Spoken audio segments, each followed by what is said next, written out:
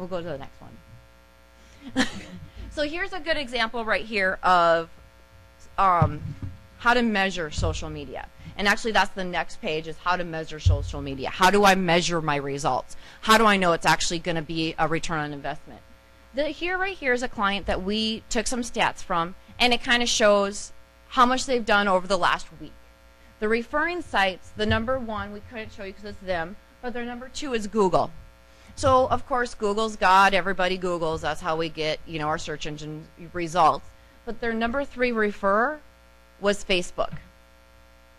Their number 5 was Amazon. Bing is down there at number 7, etc. But if you look at actual sales, for an example, because sales is the one that makes us the most money. So if we look at sales, Google organic rankings gave them $600 in sales, where Facebook gave them $779 in sales. And the reason Facebook was able to give them more return on investment is because when you run a good social media campaign, you're running it to target a certain audience. Where Google, you could be surfing for baby clothes as an example, but you don't know if are they looking for inexpensive baby clothes, are they looking for a $7 onesie, or are they looking for blankets? Baby clothes is a very broad term. So when you're out there and you're optimizing your site for Google, you might have a lot of traffic, but your sales aren't going to be as high. But when you have a campaign for Facebook, because when you have a campaign for Facebook, you could say, I want to go after women age of 18 to 24. I want to make sure that they live from this zip code to this zip code, or within 35-mile radius of this zip code. So you're going to be able to target that audience that you know is going to buy or call or whatever your conversion is.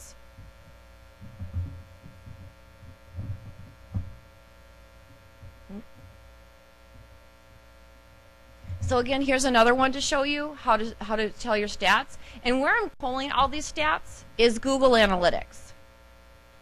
Google Analytics, in my opinion, is the cream of the crop. There's Urchin out there, which is the same thing. There's ones that have been around forever, but at the end of the day, who's going to have the best analytics tool out there but the god of the internet, which is Google. So how they can stay the top is because they have all your analytics. So from this one, again, we had a client that pulled a week of visits, and their number one source was Facebook. Apps.Facebook is creating an application for Facebook or running an ad for Facebook was their number two, etc. Google Mail, which would have been an email blast, is something that they obviously did through Google Mail, and that was number 4 for them. So again, return on investment, Facebook shined for them. That case study that we kind of talked about, or briefly I talked about, Swimsuits Just For Us, is a client last month that wasn't really keen on the social media. And it's not that people aren't open to the idea, but it's something that people don't really get. It's not tangible. It's something that they can't touch and they don't really understand it, so they're not too sure if it's going to help for them. So I always tell my clients or my prospects, just give it to me for a month and let me show you what it can do. So we did. And Julia, it was amazing what we did with this. This client started with 43 fans, and you can see the stats down this way. We started on July 20th. By July 21st, we had 680, and it goes down in time frames. By July 22nd, at 9 o'clock in the morning, we had 2,400 fans. And these are all quality fans. I didn't go out and spam Facebook. I went out and I looked for women of the age of 16 to 40 in a certain demographic that they were looking for, because they look for plus size swimsuits, and that's it.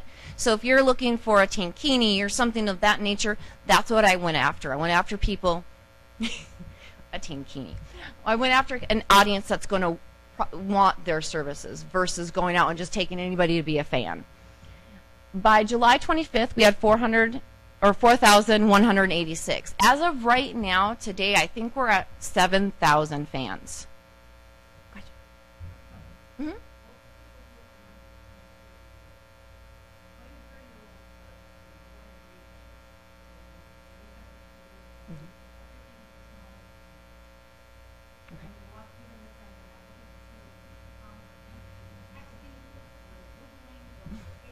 Right.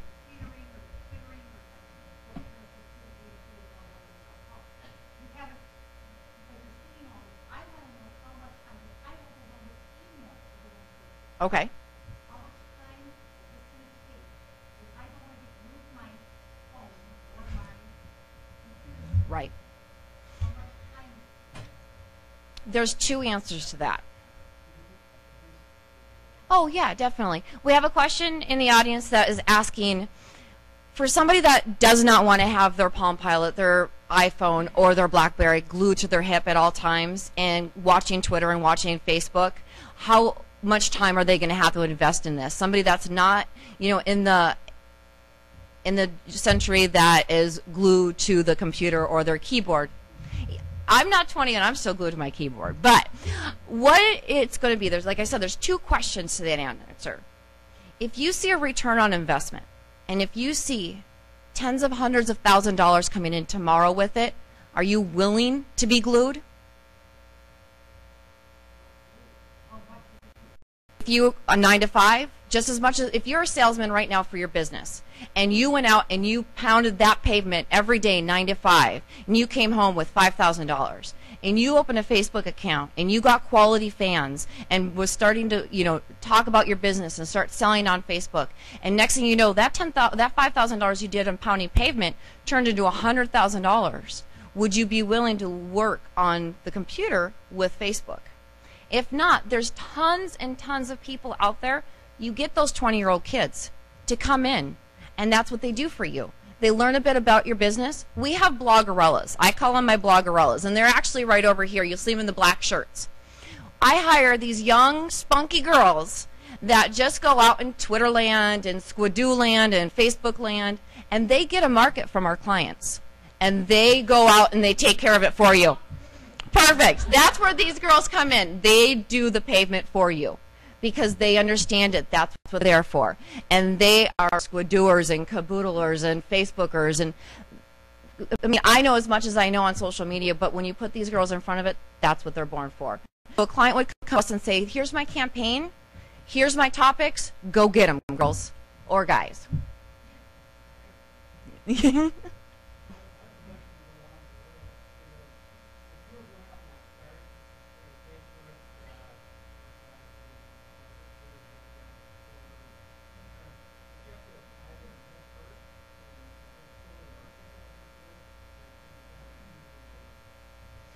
The question is for everyone on the live feed is, for an example, if you have an insurance company and you want to start a Facebook page, do you need to dedicate 100 hours right away at it?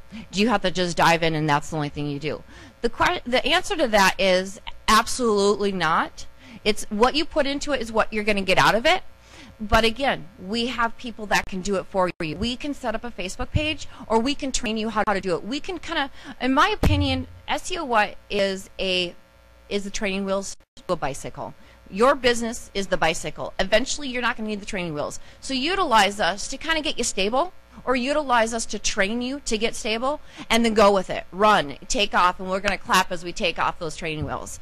So no, you don't need to dive into it. What you can do is, you can tell us what it is that you need, how you want it set up. We can take care of it, and we do one-on-one training. So you come into our office, we'll walk you through it, and some people don't even want to know. Sometimes it's just for us like, thank you, this is great, keep on going.